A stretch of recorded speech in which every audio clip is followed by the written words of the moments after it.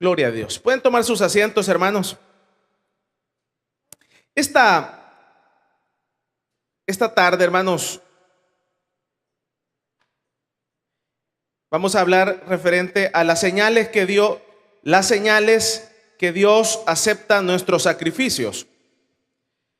Ahora, la vida, hermanos, consiste literalmente, se ejemplifica que la vida, cuando uno viene sobre esta tierra, algunos lo ejemplifican como la carrera de un atleta, otros lo ejemplifican como una guerra en la cual empezamos desde el momento en que nosotros nacemos, empieza esta guerra. Desde el momento que nosotros nacemos empezamos a correr en todas las vías hacia crecer y correr hacia ese día en donde finalicemos esta carrera. Ahora, durante el lapso que nosotros estemos sobre la tierra, quisiéramos que la vida fuera solo momentos felices, solo momentos amenos, solo momentos en donde esos momentos felices no se muevan de ahí. Pero lastimosamente la vida es una cuerda floja. La vida no consiste en estabilidad. La vida misma es una inestabilidad continua hasta el día que nosotros nos morimos. Y es en ese contexto que aparecen muchas enfermedades. Es en ese contexto de inestabilidad de la vida que nos matan las ansias.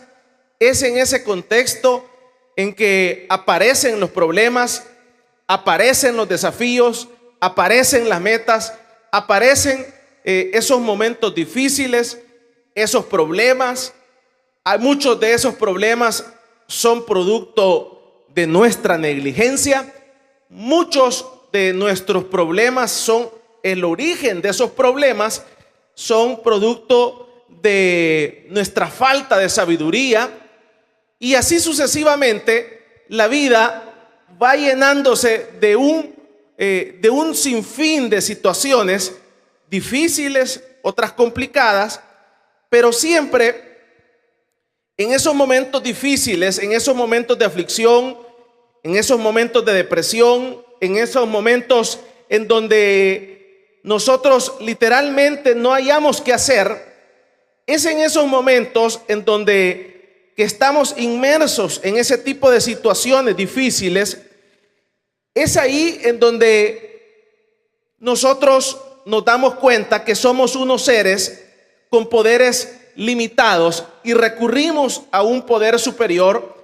Y como habitualmente se nos ha dicho que el poder superior es el de Dios, entonces muchas veces vamos agotando las instancias de los poderes superiores que nosotros creemos en nuestra mente, en nuestro corazón, en nuestros ideales, que consideramos esos poderes como superiores, y empezamos a apelar a aquellos hombres, a aquellas personas, a aquellas autoridades para que en ese momento difícil vengan sobre nuestro auxilio, vengan sobre nuestra ayuda.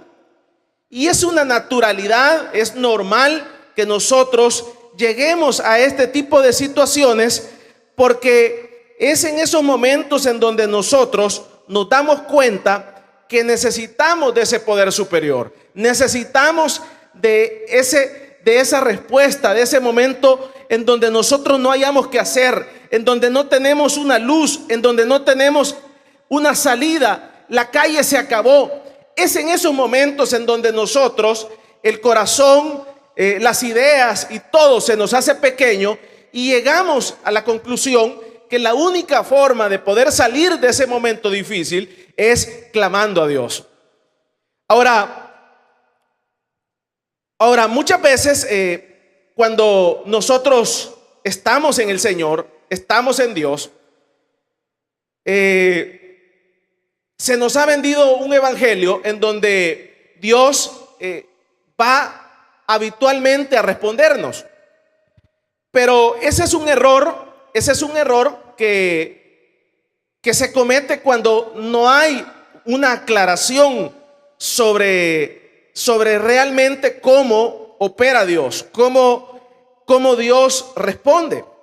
Y entonces muchas veces nos enfrentamos a que se nos hace una expectativa, se nos hace una ilusión que el hecho que nosotros estemos en una iglesia, el hecho que nosotros nos congreguemos, el hecho que nosotros estemos en el cristianismo o en una iglesia o somos seguidores de Dios, muchas veces nosotros pensamos que por esa causa, por esa razón, entonces Dios en su momento nos va a responder. Y eso realmente es una expectativa falsa, es una expectativa errónea, porque no opera de esa forma. Y entonces por eso es que ahora encontramos dentro de personas que en algún momento fueron y estuvieron dentro de la iglesia, y en algún momento fueron seguidores de Dios, en algún momento fueron seguidores de Dios.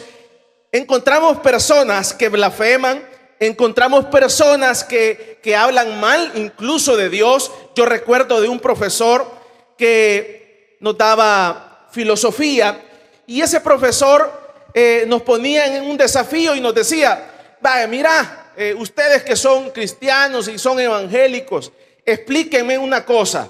Y él se acostaba literalmente en el piso, literalmente, y entonces me decía: vaya, aquí en qué momento yo necesito a Dios, me dice. ¿En qué momento? Explíquenme, defíname en qué momento yo aquí acostado, vean cómo estoy, véanme todos, y todos nos parábamos a verlo, porque si no, no nos pasaba la materia, y lo veíamos. Vaya, ahora expliquen, miren, voy a levantar esta mano, ¿en qué momento yo necesito a Dios? Y de esa forma nos desafiaba, y yo me constituyo, decía él, ateo. Yo me constituyo, dice, yo no creo en eso. ¿Y por qué? Porque en su momento su madre fue evangélica. Decía él que su mamá había sido evangélica, había sido cristiana, y había tenido una situación en donde Dios no le había respondido. Y esos son muchos elementos de personas por muertes, por quiebras, por bancarrotas, por enfermedades, por situaciones difíciles en la vida, depresiones y destrucciones de matrimonio. Son los elementos que nos llevan a que nos desanimemos, a que nos corramos de la vida del evangelio, de la vida cristiana, porque muchas veces se nos hace creer que Dios literalmente nos va a responder. Y por eso siempre se lo hemos aclarado. El hecho que una persona dé un diezmo no significa que se salve. El hecho que una persona venga a una iglesia no significa que salva. El hecho que una persona venga a una iglesia no significa que Dios le va a responder. Eso es otro pisto, esos son otros 100 pesos.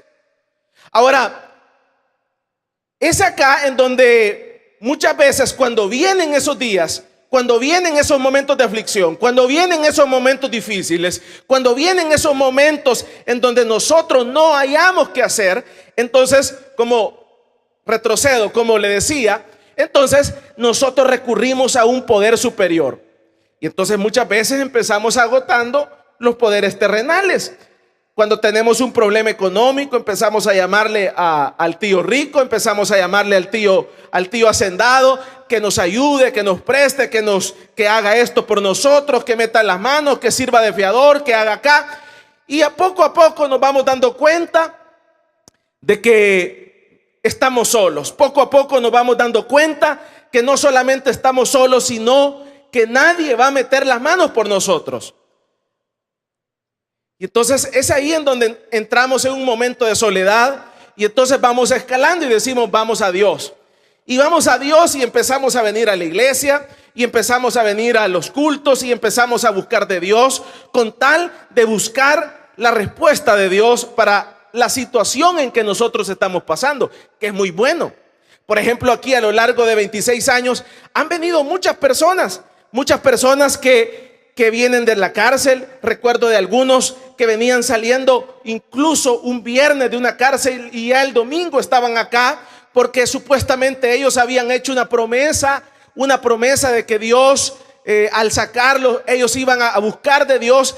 Pero muchos de ellos, en la mayoría de casos, ninguno de ellos está acá. Solo perseveraron un mes, 2 meses, 3 meses, algún par de años y se fueron del evangelio. ¿Y por qué? ¿Por qué? Porque ellos pensaron de que así como Dios en ese momento lo sacó de la cárcel, porque ellos dijeron, Dios me respondió, me sacó de la cárcel, me sacó de esta enfermedad, y yo les explicaba que esa es la misericordia de Dios. No siempre Dios va a operar así. Por eso es que esa es la explicación para muchas personas que no se congregan en una iglesia, que no son seguidoras de Dios, personas que no están incluso perseverando. Usted ve que Dios les hace milagros, los sana de SIDA, Dios los levanta de una enfermedad terminal, de una situación difícil, pero eso no significa que es la regla. Eso no significa que Dios constantemente te va a responder. Esa es la misericordia de Dios, como para Dios mostrarte su amor, para mostrarte su misericordia, para mostrarte de que Dios es real. Vamos a darle un fuerte aplauso pues al Señor esta tarde. Pero ya cuando nosotros estamos insertados, ya cuando nosotros estamos perseverando, ya las condicionantes son diferentes. Las condicionantes para que Dios nos dé una respuesta favorable o una respuesta negativa, porque eso es lo que nosotros necesitamos, son diferentes. Son totalmente diferentes a las que nosotros pensamos. Y es acá en donde el salmista, sin duda, el salmista David se enfrentó a un sinfín de días de aflicción, de tristeza, de soledad, de depresión, como usted y yo constantemente nos enfrentamos. Y en esos momentos nosotros necesitamos que haya una respuesta. Necesitamos que Dios nos responda y nos dé una salida. Pero muchas veces no la encontramos y nos decepcionamos. Y muchas veces ese es el motivo por el cual nosotros desistimos y ya no buscamos de Dios y ya no seguimos perseverando. Pero acá vemos el caso de David, que en el caso de David muy particular, sucede que él tenía y llegó a estos momentos difíciles, pero acá vemos y el resultado es que Dios le responde. Dios le da la salida, le responde, y sus asesores, la gente que estaba con él, le decían que había una tremenda confianza en que Dios le iba a responder. Ahora, esto de la respuesta de Dios realmente no es algo que yo se lo puedo decir. Mire, Dios le va a responder. Esto no hay un pastor que le va a decir a usted, mire, Dios le va a responder. No. O sea, eso viene del interior, nuestras conductas, nuestras acciones, o sea, manifiestan que va a haber una respuesta negativa o positiva de parte de Dios. Es acá en donde encontramos ejemplos bíblicos en la Biblia, como el caso de un rey. Si usted se va al segundo libro de Reyes conmigo esta tarde, al segundo libro de Reyes, en el capítulo número 20, si usted me ayuda a leer ahí, hay una narración referente a un rey. Y este rey se llama el rey Ezequías. Y dice que en aquellos días, en el capítulo número 20, Ezequías cayó enfermo de muerte. Y vino a él un profeta, Isaías, hijo de Amós, y le dijo: Jehová dice así: ordena tu casa, porque morirás y no vivirás. Entonces él volvió su rostro a la pared y oró a Jehová y dijo: te ruego, oh Jehová, te ruego que hagas memoria de que he andado delante de ti en verdad y con íntegro corazón, y que he hecho las cosas que te agradan. Y lloró Ezequías con gran lloro. En el versículo número 7 dice: y dijo Isaías: tomad masa de higo, y tomándolo la pusieron sobre la llaga y sanó. Esta narración encontramos que un rey, que el rey se llamaba Ezequías, resultó que el profeta Isaías viene, Dios habla con él y le dice: anda donde este rey, y entonces anda a decirle que se va a morir para que haga el testamento, para que arregle las cosas antes de morir, que haga el testamento, que defina las cosas, cómo debe de dejarlas, porque va a morir. Y entonces es en ese momento en donde él ya tenía estipulado el día y la hora en donde iba a morir, Pero es en ese momento en donde él dice que rasga sus vestiduras, y no solamente rasga sus vestiduras, sino que hace una apelación a su integridad, una apelación a su conducta, una apelación a la forma en que él había obrado, una apelación a la forma en cómo él había servido a Dios. Y es acá que por medio de todos esos elementos dice que en la Biblia que el profeta iba saliendo del palacio del rey cuando vino palabra de Jehová para contestarle. O sea que el profeta estaba en el jardín cuando en ese instante vino la palabra de Dios para el profeta y le dice: regresate y le vas a ir a decir que haga esto para que se sane. O sea, ahí usted puede ver cómo es de explícita la respuesta de Dios para un hombre de Dios. Ahí usted puede ver cómo es yo diría, o sea, a qué velocidad. Si dicen que la velocidad luz, o sea, es una de las más rápidas, pero imagínense cómo vino esa respuesta del tercer cielo, de la presencia de Dios, que el hombre iba saliendo al patio y ya tiene que regresarse porque ya había subido la oración y ya venía de regreso la respuesta. Vamos a darle un fuerte aplauso pues al Señor. Y la respuesta venía con un positivismo: sí, te vamos a dar un poco más de tiempo. Y vamos a darte un poco más de tiempo por varias razones. Y la razón que te vamos a dar más tiempo es porque lo has hecho íntegro, has andado en mis caminos, tu conducta ha sido íntegra. O sea que lo que hablas es coherente con lo que haces. Lo que hablas es coherente con lo que haces. O sea, la palabra íntegra lo que significa es ser coherente con lo que uno habla. Ser coherente con lo que uno habla. Por ejemplo, ese es un tema tremendo. Ese es un tema tremendo que muchas veces nosotros lo pasamos por alto para poder entender a Dios. Yo recuerdo cuando iniciaba a predicar, cometí un montón de errores y siempre los sigo cometiendo, pero me recuerdo de un consejo que me dio el pastor. Y entonces yo pensaba que el predicar era hablar. Yo pensaba que el predicar era repetir la Biblia. Yo pensaba que el predicar era regañar. Yo pensaba que el predicar era decir haga esto. Y entonces, pero me recuerdo que el pastor me reunió y me dice: mira, sentate y quiero decirte esto, me dijo. Cuando subas al púlpito, me dijo, no digas nada que vos no hagas. No digas nada que vos no hagas. Si vos no orás, no le digas a la gente que ore. Si vos no ayunás, no le digas a la gente que ayune. Si vos no venís a la vigilia, no le digas a la gente que vigile. Entonces yo te aconsejo eso para que vaya acorde. Eso significa integridad y me sirvió mucho. Pero usted ve un montón de predicadores que le dicen ora y no oran, ayuná y no ayunan. ¿Sabe por qué estoy yo aquí parado? Porque el mensaje fue coherente. En mi casa decían: mire, hay que ayunar, y ni el perro le daban de comer, ni a los pajaritos se les daba de comer. Cuando en mi casa decían: hay ayuno. Si uno quería comer, tenía que ir a la calle a buscarte comida. Era coherente el mensaje. O sea, me estoy dando a entender qué significa coherencia, ser íntegro. Me estoy dando a entender qué significa ser íntegro. O sea, fácil es decir: mire, haga esto otro, pero eso no significa que yo soy íntegro. El hecho que tú puedes estar acá está bien, pero eso no significa que sos íntegro. Eso no significa que sos coherente con tus palabras. Y entonces por eso mucha gente no quiere ser evangélica. Por eso mucha gente blasfema del evangelio, porque ven lo que nosotros decimos, pero ven que nosotros no hacemos lo que decimos. Vamos a darle un fuerte aplauso pues al Señor.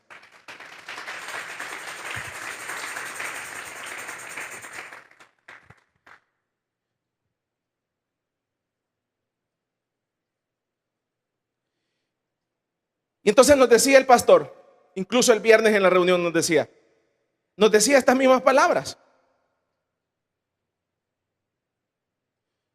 yo no le creo a alguien que solo viene a pararse aquí. No le creo a alguien que solo viene a cantar, pero en los demás cultos no lo vemos, nos decía. ¿Y por qué nos dice eso? Porque tenemos que ser íntegros. O sea, si venimos a cantar, por decirle algo, si venimos a predicar, pero si yo no estuviera sentado acá, o sea, no va acorde, no soy íntegro, o sea, no va relacionado. Y todos esos pequeños elementos que parecen pequeños, parecen que no tienen importancia, parece que no tienen importancia y parecen que fuera que nosotros podemos hacer el show, parece que nosotros podemos vestirnos bien, parece que podemos hablar bonito, esto y lo otro, pero eso quedará en la imagen, quedará en la apariencia, pero eso no será el elemento que hará que Dios nos conteste cuando nosotros estemos en el momento difícil. La única forma para que Dios le conteste como le contestó a Ezequías es que nosotros seamos íntegros. ¿Y qué significa integridad? Lo que le estoy diciendo. Si usted le está diciendo a su hijo que venga a la iglesia y usted no viene, o sea, está siendo incoherente. Si usted le está diciendo a su hijo que ayune, mira, ayuna, pero usted no ayuna, está siendo incoherente. Entonces yo le haría la misma recomendación que me hicieron a mí hace un par de años y un par de décadas. ¿Por qué? Porque si uno se autoengaña, entonces crece un monstruo. Y no solamente crece como un monstruo, sino que crece creyendo que en el momento de la aflicción, que en el momento de la depresión, que en el momento difícil, que en el momento en donde yo esté entre la espada y la pared, Dios me va a contestar. Imagínense, imagínense qué terrible. Qué desengaño se lleva mucha gente.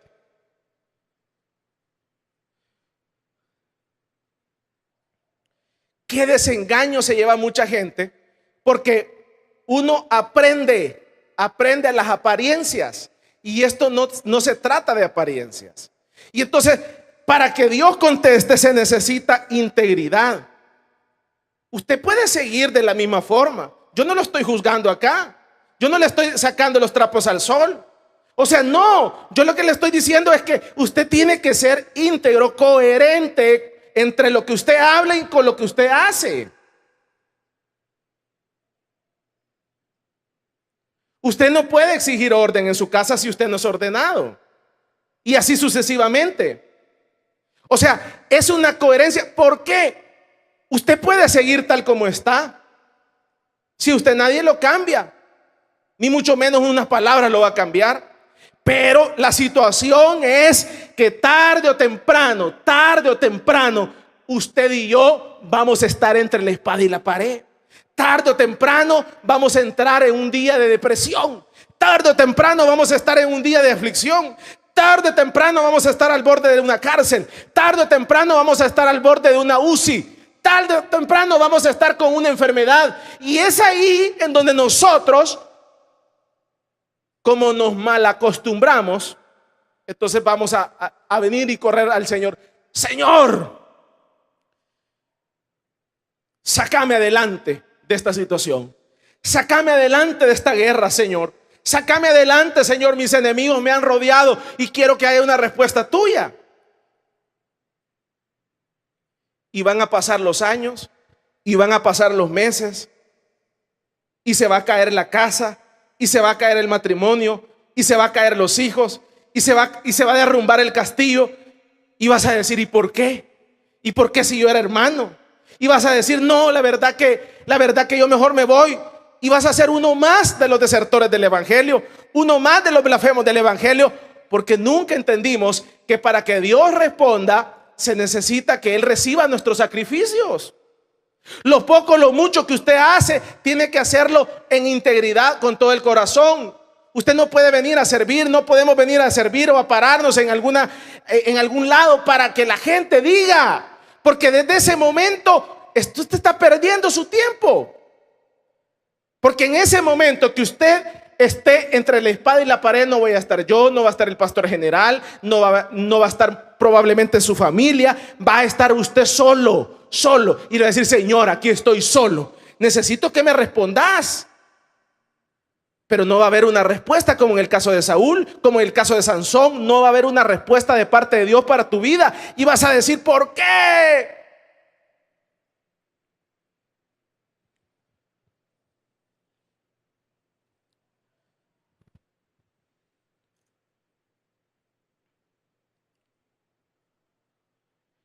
Aquí han venido hermanos, hermano, Dios me va a responder. Ya me notificaron que me están embargando, Dios me va a responder. Y Dios no le responde, le quitaron la casa.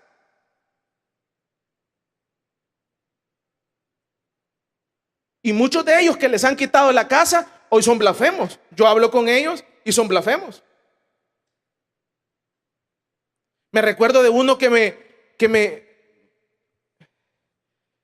dijo estas palabras. Me dijo, mire hermano, me dijo, quiero que me explique una cosa, me dijo.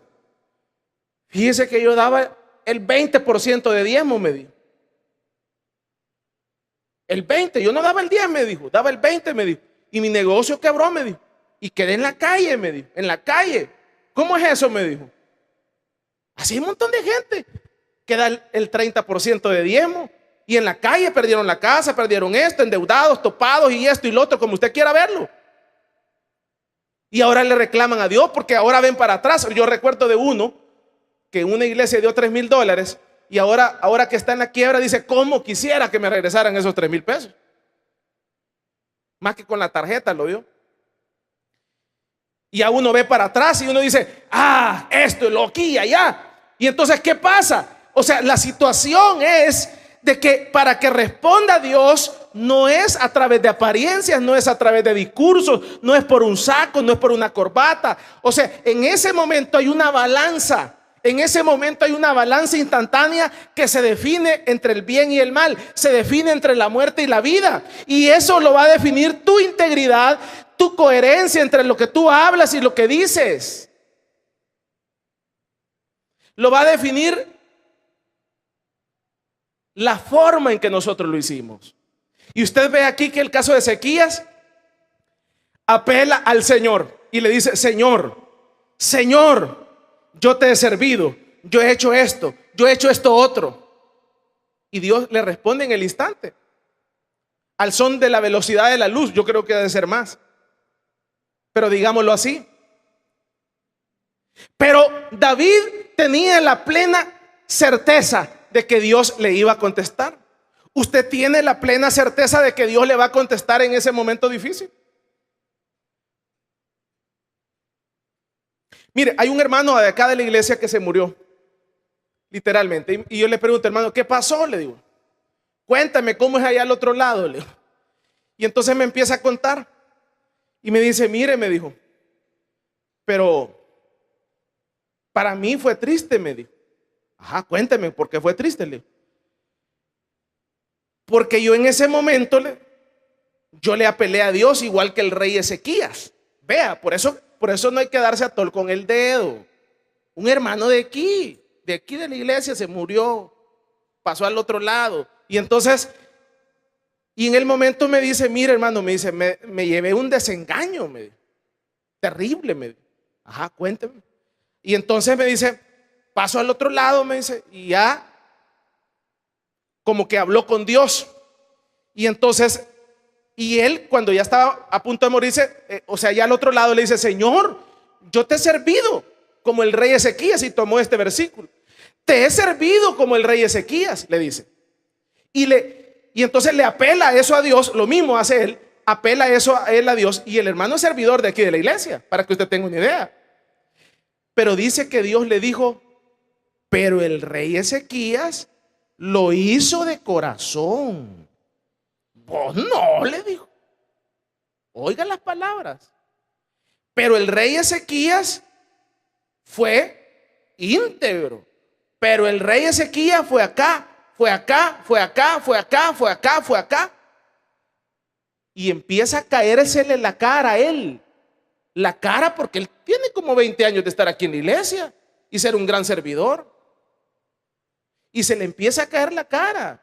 O sea, por eso es que le digo, no es por venir a la iglesia, no es ponerse el uniforme, no es por diezmar, no es por esto. No. Acá está que se necesita integridad, se necesita que el holocausto y el sacrificio sea recibido de parte de Dios. Vamos a darle un fuerte aplauso pues al Señor esta tarde.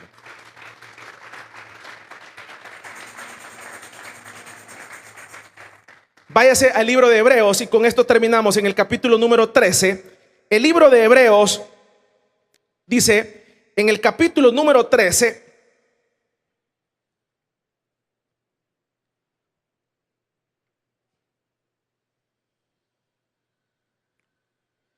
¿Lo tenemos?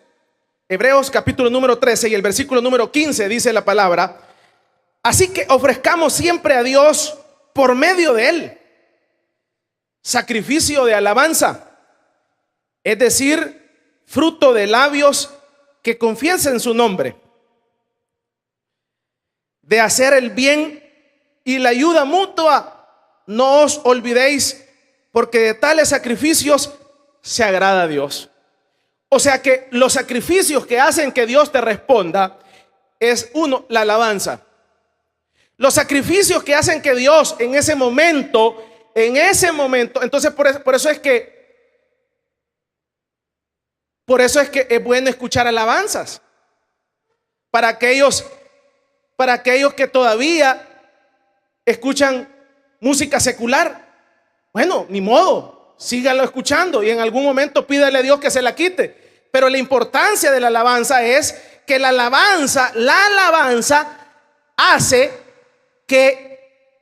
un sacrificio que llega a Dios y Dios lo recibe. Y entonces ese sacrificio va para que lo entendamos punteando nuestra vida espiritual para esos momentos difíciles. El otro elemento que hace un sacrificio es hacer el bien. Es hacer el bien. Dice en la palabra del Señor en un proverbio, no recuerdo cuál, dice que para que el bien, para que el mal se aparte de nosotros, dice que lo que hay que hacer es pagar bien por mal. No recuerdo ahorita, en la mente no lo puedo organizar.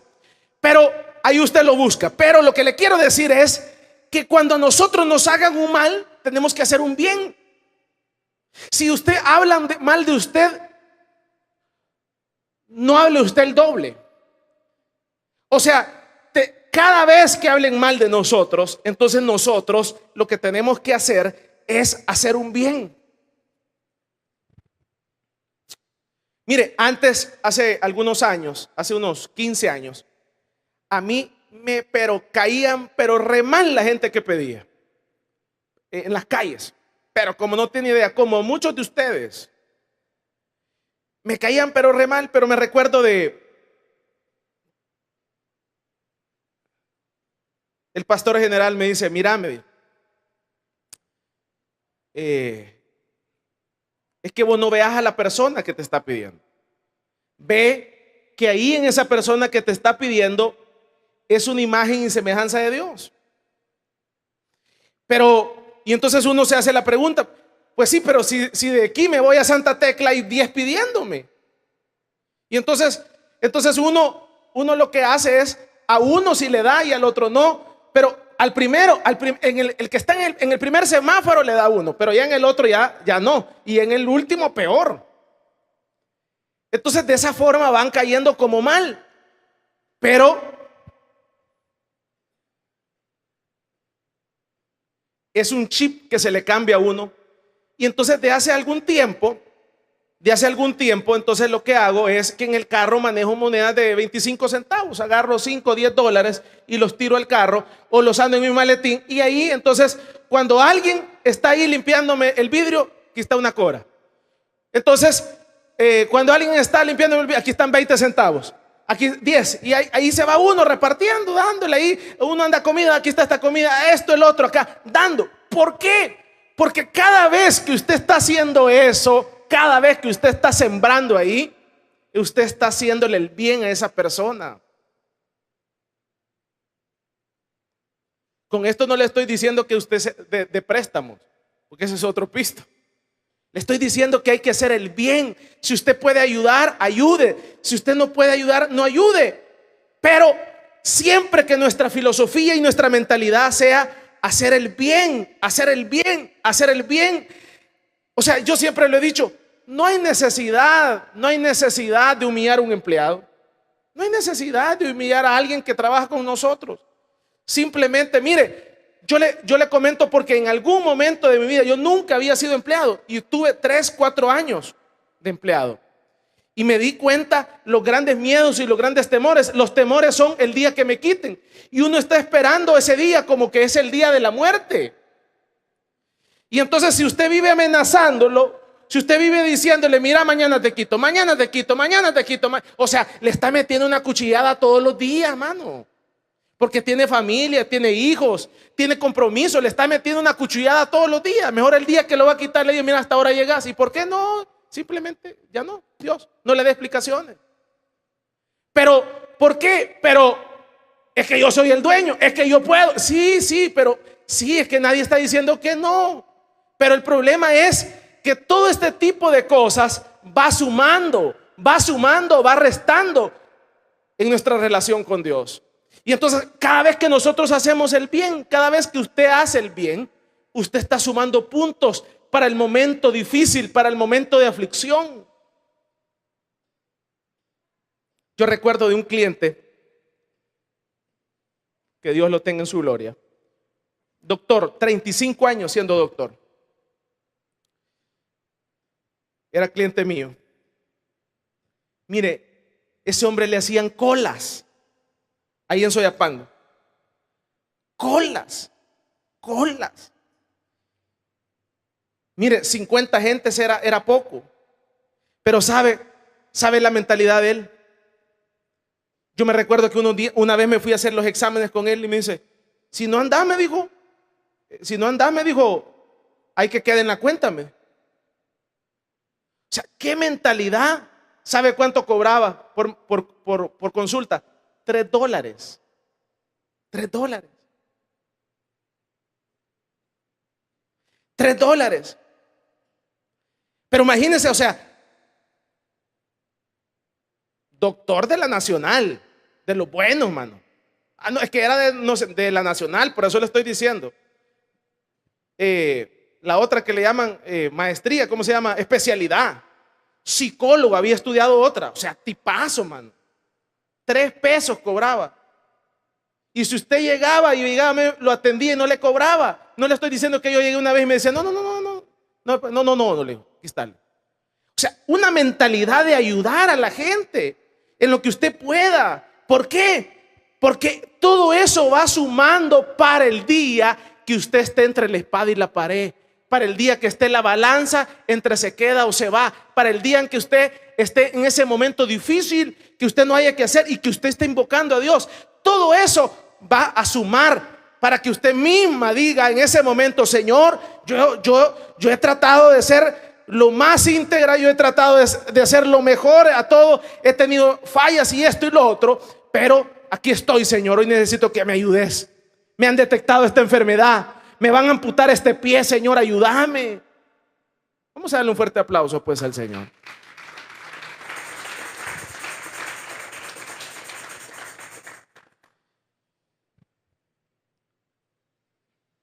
Yo recuerdo de mi hermano Plinio, en una reunión con el pastor general, creo que el hermano se exaltó con el pastor. Pero una de las cosas que siempre le voy a admirar al hermano Plinio, que Dios se lo llevó. Usted se recuerda, el hermano que predicaba a las 8, para los que no se recuerdan de él. Entonces, fue que el hermano era temperamental, pero así era especial. Pero el hermano creo que se exaltó en una reunión y él se sintió mal y se fue. Pero el hermano le llegó este día de la prueba. Entonces el hermano era diabético y le iban a quitar su pie.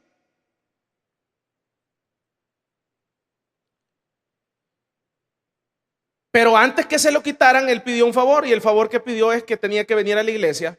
Y vino a la iglesia, ¿sabe a qué? No a orar. ¿Sabe a qué vino? A pedir perdón.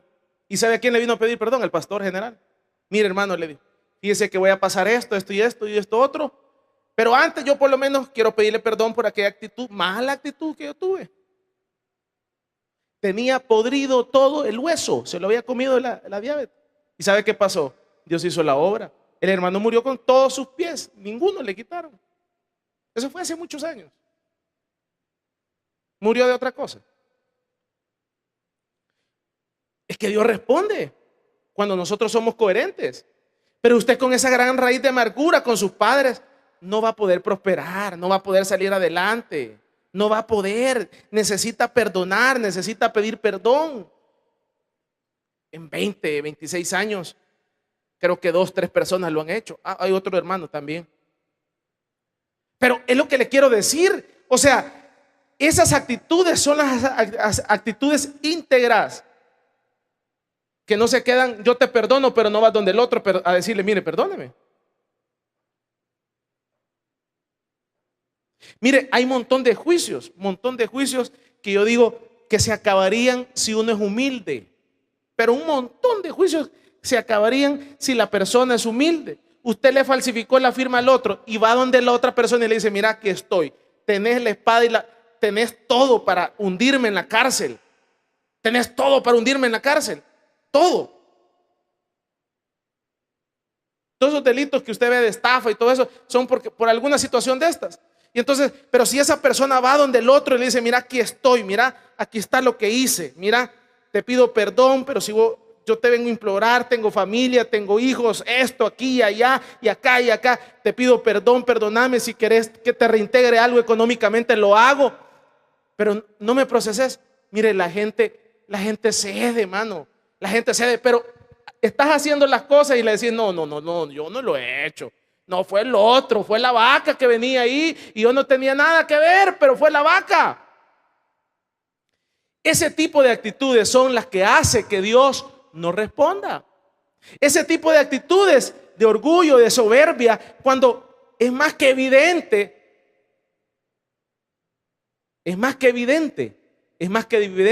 lo que ha pasado. Y entonces, para que Dios responda, se necesita hacer el bien. Ayuda mutua. En lo que se pueda ayudar.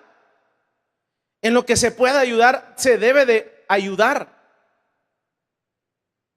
¿Por qué? Porque tarde o temprano, usted y yo vamos a necesitar de la ayuda mutua.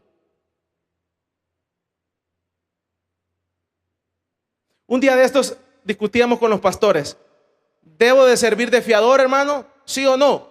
Muchas veces nos cerramos a que no. Está bien. Si usted se cierra a que no.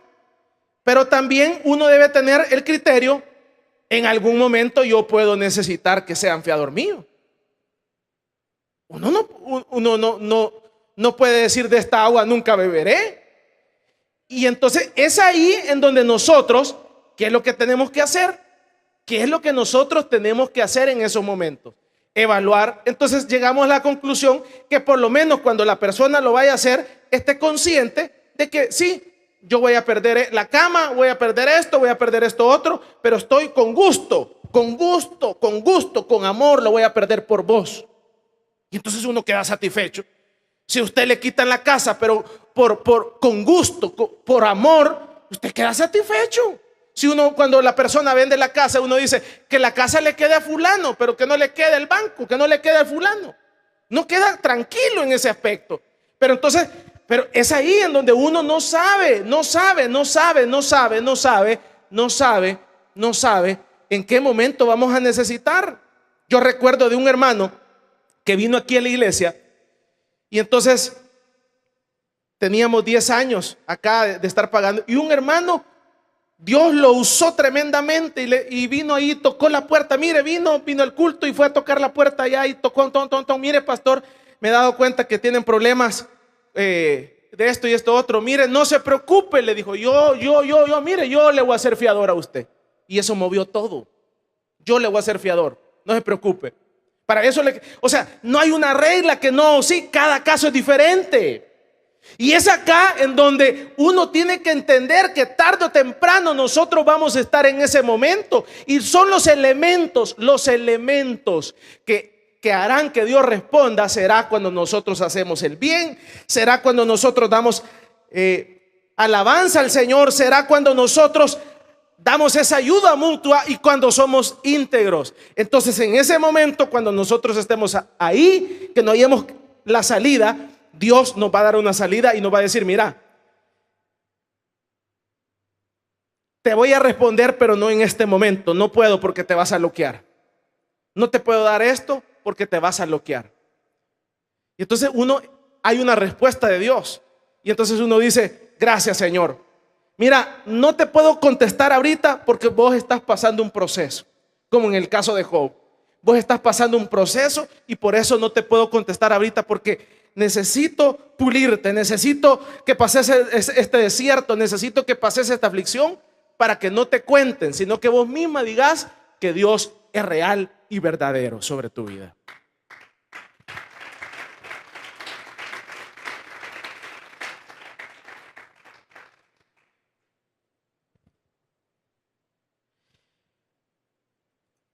O sea que para que Dios responda, nosotros tenemos que entender que es algo interno. Yo le puedo decir, mire hermano, le va a responder, pero si no le responde, me va a odiar a mí.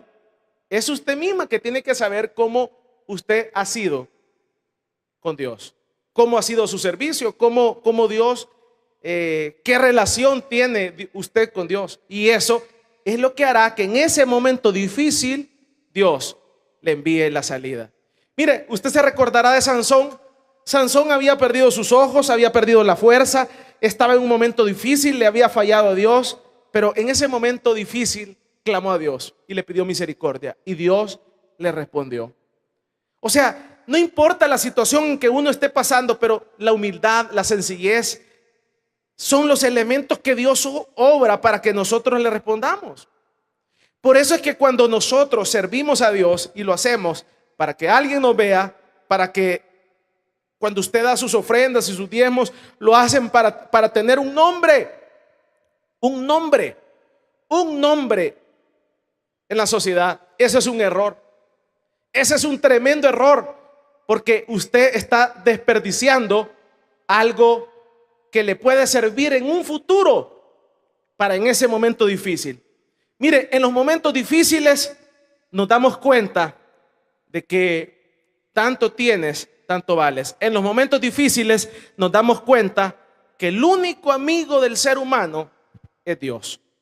Y es ahí en donde nosotros nos damos cuenta que es donde tenemos que tenerlo agradado, tenemos que tenerlo a Él contento, tenemos que saber. Mire, si usted se recuerda el caso de aquel profeta, instantáneamente pidió que Dios le respondiera y Dios le respondió. El caso de Josué con el sol. O sea que esta es una realidad. Tarde o temprano nosotros vamos a estar en este momento y vamos a necesitar que Dios nos saque adelante. O sea que el mensaje esta tarde es sencillo. O sea, para que Dios nos responda tenemos que ser íntegros, ser coherentes, lo que nosotros decimos con lo que nosotros hacemos.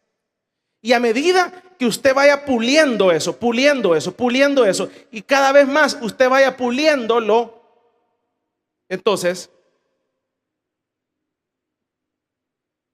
vamos a tener una respuesta de parte de Dios para nuestra vida. Sencillo. Lo que usted no hace, no pida que lo hagan. Mire, haga ejercicio, pero si usted no hace, man. Mire, rebaje, pero si usted no rebaja. O sea, es incoherente, pues, es lo mismo. Usted le pide a su marido, le pide a su mujer, le pide a sus hijos lo que no hace. Entonces está siendo incoherente. Venía a la iglesia, pero no viene. Todo ese tipo de actitudes son las actitudes que hacen que nosotros seamos íntegros. Y eso es lo que pesa la balanza para un positivismo o para una negatividad de parte de Dios para nuestra vida. Entonces, ¿qué debemos de hacer? Pedir misericordia. Entonces, cuando uno apela a la misericordia y le dice, Señor, como le estoy contando del caso de este hermano de acá de la iglesia. Y entonces él, en el momento que Dios lo desnudó, porque él quiso sacar su servicio, él quiso compararse con Ezequías, en ese momento, entonces él dijo, Señor, ten misericordia de mí. Y Dios le dio otra oportunidad. Y el hermano está todavía con nosotros. Es el amor, es cuando se puede hacer el bien. Todos esos elementos son los que Dios hace para que haya una respuesta. Vamos a darle un fuerte aplauso pues al Señor esta tarde. Cierre sus ojos y oramos al Señor. Bendito